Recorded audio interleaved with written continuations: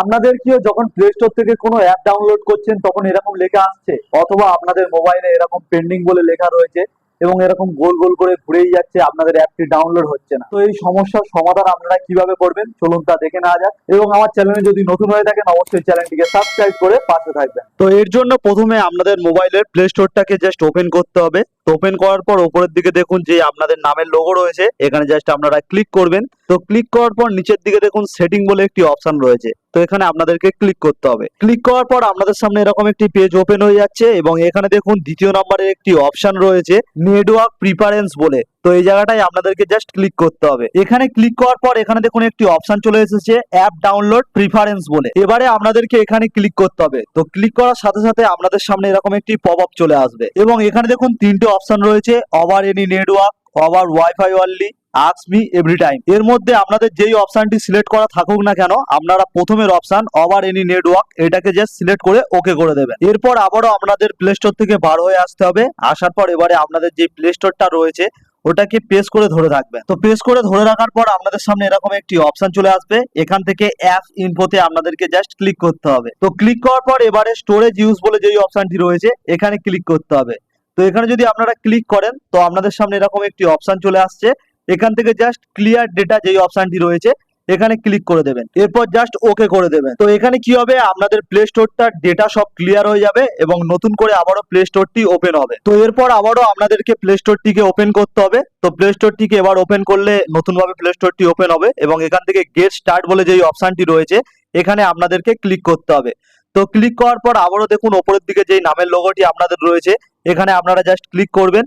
তো ক্লিক করার পর নিচের দিকে দেখুন যে সেটিংস এর অপশনটি রয়েছে, আবারও সেটিং অপশনে ক্লিক করবেন। তারপর আবারও নেটওয়ার্ক প্রিফারেন্সে ক্লিক করবেন। আবারও এখান দিয়ে অ্যাপ ডাউনলোড প্রিফারেন্সে ক্লিক করে নেবেন। তো এখান থেকে এবারে দেখে নেবেন ওভার এনি নেটওয়ার্ক এই অপশনটি চয়েস করা রয়েছে কি। যদি এই অপশনটি চয়েস করা থাকে তাহলে আবারও ওকে করে প্লে স্টোর থেকে বেরিয়ে আসবেন। এখানে কিন্তু কাজটি কমপ্লিট হয়নি, আগে পুরো ভিডিওটাকে দেখুন। পুরো ভিডিওটা না দেখে আপনারা যদি প্লে স্টোর থেকে অ্যাপ ডাউনলোড করতে যান তাহলে কিন্তু সেম প্রবলেমই আপনাদের থাকবে, কোনো প্রবলেম কিন্তু আপনাদের সলভ হবে না। তাই ভিডিওটি কিন্তু পুরোটা দেখুন। তো এরপর আবারও আপনাদেরকে চলে আসতে হবে মোবাইলের সেটিংস এর মধ্যে এবং উপরের দিকে যেই সার্চের অপশনটি রয়েছে এখানে আপনাদেরকে সার্চ করতে হবে স্টোরেজ বলে। তো এখানে দেখুন আমার স্টোরেজ অপশনটি চলে এসেছে, এখানে আপনাদেরকে এবারে ক্লিক করতে হবে। তো ক্লিক করার পর আগে আপনাদের দেখবেন যে ফোন স্টোরেজটা খালি রয়েছে কিনা, কারণ অনেক সময় কি হয় আমাদের ফোন মেমোরি খালি যদি না থাকে কিন্তু আমরা যদি প্লে স্টোর থেকে অ্যাপ ডাউনলোড করি সেক্ষেত্রে কিন্তু আমাদের মোবাইলে অ্যাপ ডাউনলোড হবে না এবং প্লে স্টোর থেকে অ্যাপ ডাউনলোড করার সময় অ্যাপটি গোল গোল করে ঘুরতেই থাকবে এবং পেন্ডিং বলে লেখা থাকবে কিন্তু অ্যাপ ডাউনলোড হবেই না। তাই আপনারা ফোন স্টোরেজটা চেক করে নেবেন খালি রয়েছে কিনা। যদি না আপনাদের ফোন স্টোরেজ খালি থাকে তাহলে কিন্তু আপনাদের ফোনের মধ্যে যে ফটো ভিডিও রয়েছে যেগুলো কাজে লাগছে না সেগুলো আপনারা ডিলিট করে দিলে ফোন স্টোরেজটা কিন্তু অনেকটাই ফাঁকা হয়ে যাবে। এবং আপনারা আরেকটি কাজ করতে পারেন, এখানে অ্যাপস বলে যেই অপশনটি রয়েছে আপনারা যদি এখানে ক্লিক করেন তাহলে কিন্তু আপনাদের মোবাইলে যতগুলো অ্যাপ রয়েছে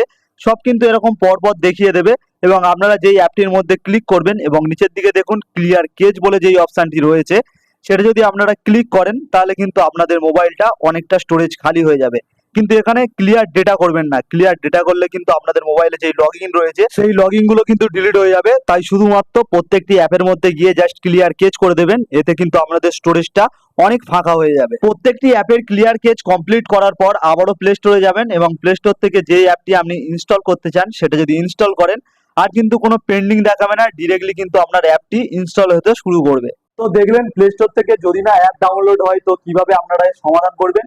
যদি ভিডিওটা হেল্পফুল হয় অবশ্যই একটি লাইক করে দেবেন। দেখা হচ্ছে অন্য কোনো নেক্সট ভিডিওতে।